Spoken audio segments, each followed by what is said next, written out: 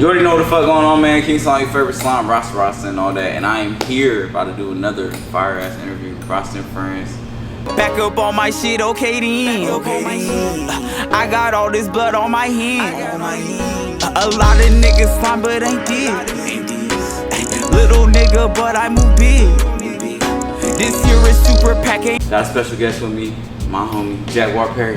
Come on, now, come on, now, come on, now. I'm saying like this 4,000 people, you know what I'm saying? What's good, what's good? Yeah, how you? Word. Don't fall off the stool now. No, I'm getting myself don't fall off the stool situated. now. It's really smooth though. That's a bet. That's a bet. How you feeling today, man? I'm feeling blessed, man. Feeling Good. So let the people know where they can find you at, man. Where they can find you online, where they can find your music, where they can find your projects, all that good shit. Okay. Jaguar Perry. Jaguar_Perry. It's spelled like it sounds, like the animal, JAGUARPERRY. And that's where you can find me on pretty much all platforms. That's where my music's streaming. Go check out Burn Your Tree, just dropped last year, end of last year, but the next one is coming this year, end of this year, right after Christmas, so keep your ear out for that. Word. So the first time I heard of you was from my manager, Ferry behind the camera. Hey. Ferry. He said this nigga was up on stage playing the goddamn Guitar. playing the guitar. Yeah. I said, what? She was like, yeah, the nigga was playing the shit, then was rapping, and then was playing the shit. I said, what? So what got you into, you know, blending all these different styles together that you got and coming up with this like different type of music for real?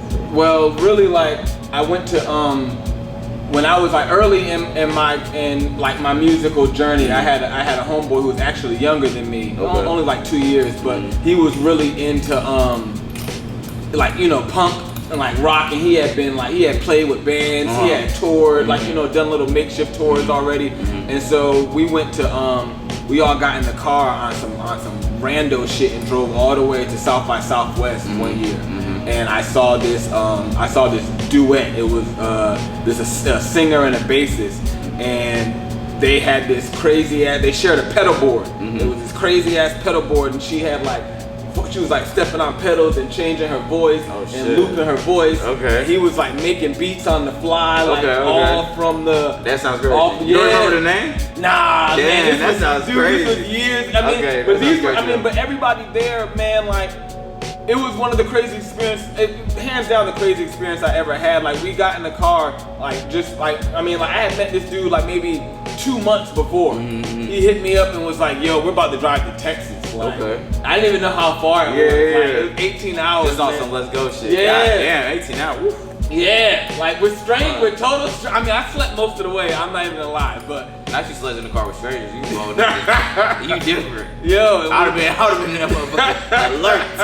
What is niggas doing? Where's we going? Yeah, man. Reading signs, taking notes. I would've been in that motherfucker like, but I feel you though. Yeah, it was just like, you know when you're around, you know who you around. Yeah. So I mean, and that's really where it came from. Like I was already rapping then, but you know, but you seen that shit and was like, damn, I need some of that. Yeah, like it was cool. Need some of that in my Serato. Yeah, man, that shit was dope.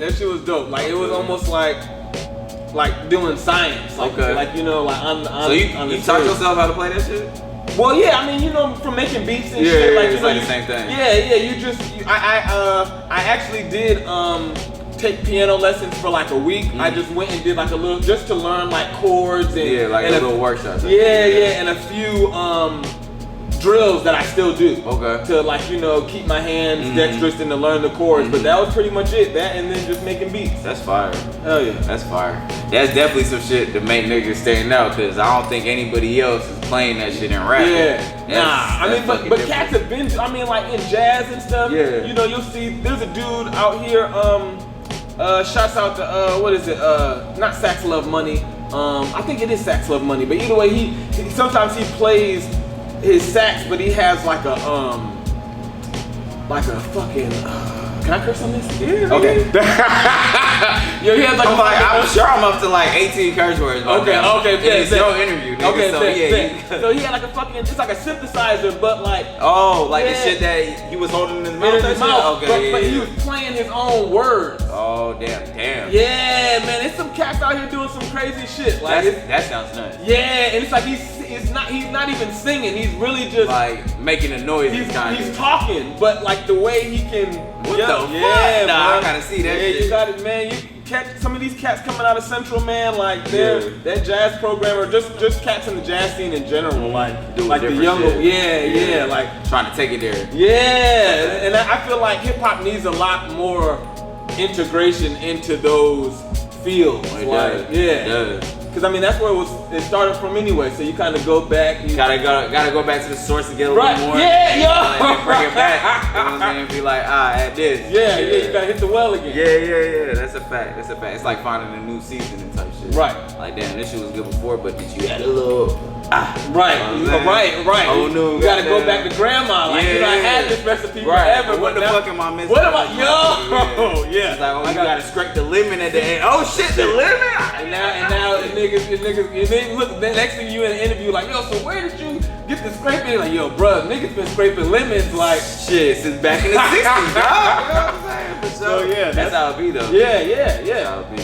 So what's your goals with this music shit, man? Where you want to take yourself? Where you want to get yourself? Well, like right now, I know you performing and shit. Yeah. Dropping music, but like, what's that thing that you want to check off your list? Like, damn, I did that shit. Like, that's my big one. You know what I'm saying? One of my biggest goals in music would definitely be to do a track or to perform or even just sit down like we're sitting down right now with Yasin Bey, Mos Def. Okay. Like through any means, like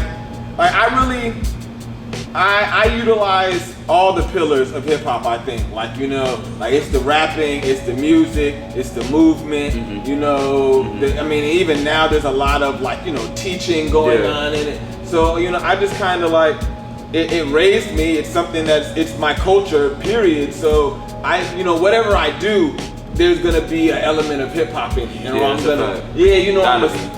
gonna speak through that way. So whether it just be through being an influencer or being a producer or being a musician, like however whatever that spark be that kind of carried me that place. Like you just chase all that shit. So why Mos Def? Is he like a big inspiration to you? Yeah, man, the New Danger. Is it just the music? The New Danger album in particular. Okay, that's something that like changed your life. I got them albums too though. That's why I asked. Yeah, like it's like it really like.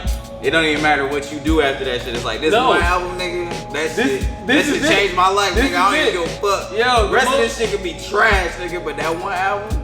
Sometimes I only hear one album from an artist. You don't even go back. You don't even want to hear that now. You don't even want to hear that now. It's like, yo. It's a fact. Okay, so I feel like that, like, when I was younger, right? Because I always wanted to do music like my whole life. Like, I ain't never shit else I want to do. But when I was younger, I always used to say I only want to drop like 1 or 2 albums. I used to say that like when I was a kid because like I always felt like all the artists that I really loved, they only had one album that I really cared about. The rest of that shit, it's just like, these are cool songs. Yeah. But that shit right there, that's like it. You feel me? Like every single artist that I like really like who? Like what is one of your favorites? Like shit. I don't even go rap. We ain't even gonna talk about rap. We go Bob Marley. Okay. Right? The Exodus album, that's the album that did it for me. Okay. I don't even give a fuck about them collections, greatest hits, none of that shit. I know all Bob Marley songs though. I know every single one. You can't put one on that I don't know, but that album, that's the album that made me feel like, oh, this is one of my favorite artists of all time. It don't even matter. You feel me? This is like, there's just certain shit like that. I can dig it. Sometimes it can even be one verse. Sometimes it can even be one song. One song on the album, right? You know what I'm saying? But it's just certain moments that you can't even measure that shit. Like you don't even find yourself like going back to for sure. Like the same thing. Okay. And a lot of times, like people always be like, oh, I wish I got more from this artist, or I wish like he would drop another album like that.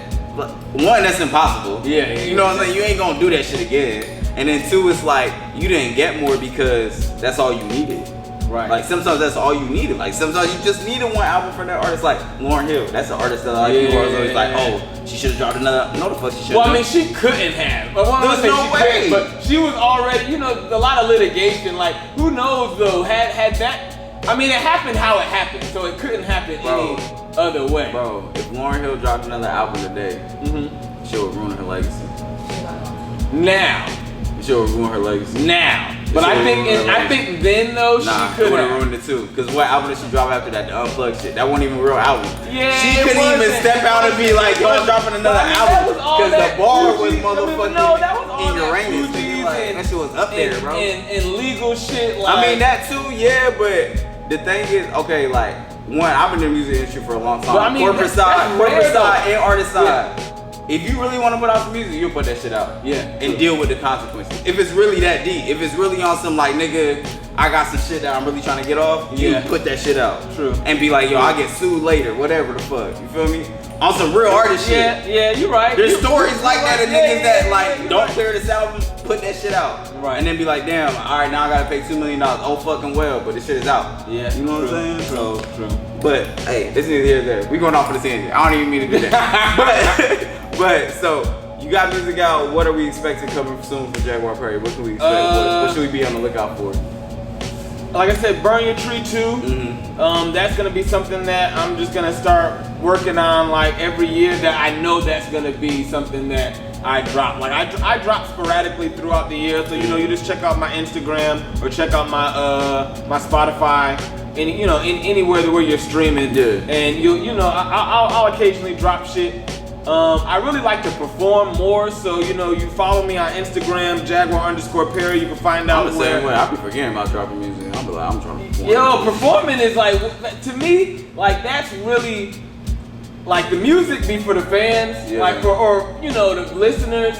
But the performance be for me. Like that's my chance. My least favorite part of making music is releasing music.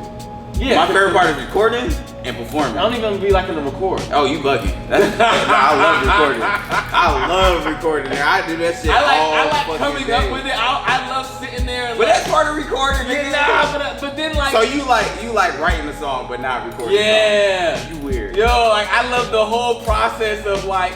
But then once I get dialed in, because when you write the song, you don't be like, oh shit, I can't wait to record this shit. That's a hobby. Sometimes, okay, so this is what I do. Like a lot of times I'm recording it as I'm writing it, but like once like the rough draft be done, I don't be wanting to like re-record it. And why? That's the best part. Then you get to be on your goddamn like science and shit. Like, alright, because really, this one line, change this one word. Really, why is because I have yet to myself learn how to or find a engineer in our particular culture. I haven't looked outside, but that can replicate my live sound in recording. I got someone to connect you with them. Okay. Yeah. That's why though. I know somebody like, that I think I don't like people be making my shit way too polished. And it's like when I perform it, I get to really hear it like how you wanted it to sound. Yeah. So that's why like really the recording be for me to like send to people like I'll record it at the end just cause it's like, all right, you gotta put the shit online, man. You gotta. If you really want me to record it, I guess, nigga. It's like you gotta have music online, right? Like you gotta have but like really for me though, like it's like I would love to do something like Lauryn Hill's Unplugged, like where the whole thing is almost like we record it live, like I'm just sitting here and it's all almost like real to real tangent, it's just happening. That'd be fun. Like Snarky Puppy. You should do it. Yeah, I should. Why not? I told you I haven't found an engineer that can there's a lot to this. Like you can do it. You're right. It's as simple as that. Thank you, man. It's as simple as that, bro. But anyway, bro, let them know where you can find you at one more time before you get out. One more time. If you got any messages you want to send to the people before you get up out of here, one more time, bro. I wear many hats. Facts. So, you can too. You was going so much further with that, nigga.